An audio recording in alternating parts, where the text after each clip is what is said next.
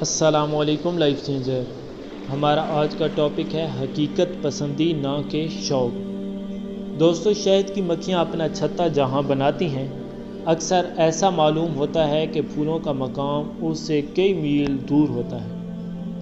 ایک پھول میں بہت تھوڑی مقدار رس کی ہوتی ہے، اس لیے بھی اس کو بہت دور دور تک جانا ہوتا ہے تاکہ بہت سے پھولوں کا رس چوس کر ضروری مقدار حاصل کر سکے۔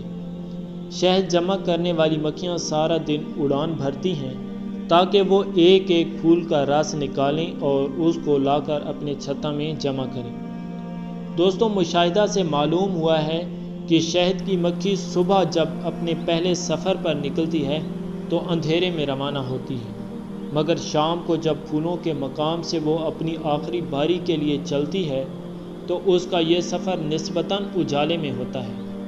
پہلی باری کے لیے اندھیرے میں چلنا اور آخری باری کے لیے اجالے میں سفر شروع کرنا کیوں کر ہوتا ہے؟ اس کی وجہ دونوں وقتوں کا فرق ہے۔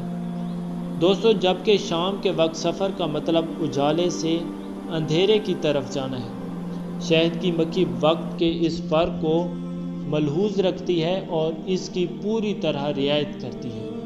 شہد کی مکھی اپنے لمبے سفر کو چونکہ سورج کی روشنی میں صحیح انجام دے سکتی ہے، اندھیرے میں اس کا امکان رہتا ہے کہ وہ بھٹک جائے اور وہ اپنی منزل پر نہ پہنچے۔ اس لیے صبح کو وہ اپنی پہلی باری اندھیرے میں شروع کر دیتی ہے، کیونکہ وہ جانتی ہے کہ اگلے لمحات اجالے کے لمحات ہوں گے۔ اس کے برعکس شام کو اپنی آخری باری کے لیے وہ اجالا رہتے ہوئے چل پڑتی ہے، کیونکہ وہ جانتی ہے کہ جتنی دیر ہوگی اتنا ہی اندھیرا بڑھتا چلا جائے گا۔